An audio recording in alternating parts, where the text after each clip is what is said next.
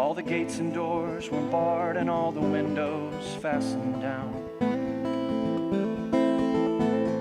I spent the night in sleeplessness and rose at every sound, half in hopeless sorrow and half in fear the day would find the soldiers breaking through to drag us all away. Just before the sunrise, I heard something at the wall. The gate began to rattle and a voice began to call, and I hurried to the window and looked down into the street, expecting swords and torches and the sound of soldiers' feet. There was no one there but Mary, so I went down to let her in. John stood there beside me as she told us where she'd been. She said they moved him in the night and none of us knows where. The stone's been rolled away and his body isn't there.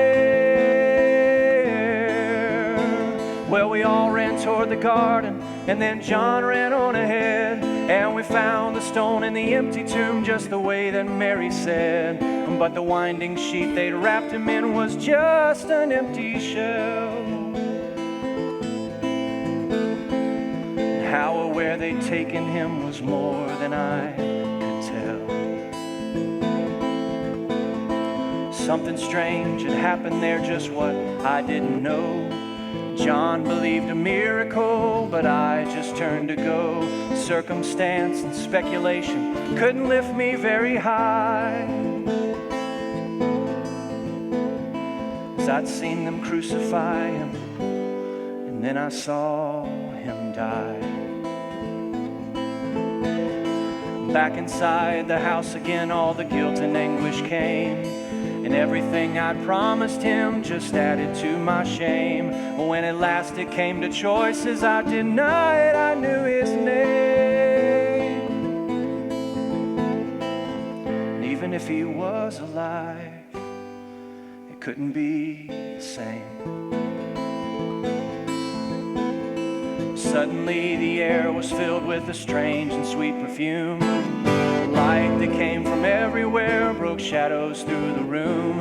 And then Jesus stood before me with his arms held open wide. And I fell down on my knees, just clung to him and cried.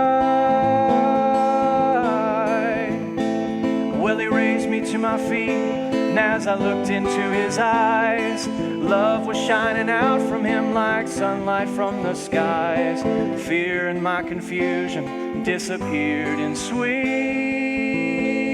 release, and every fear I'd ever had just melted into peace.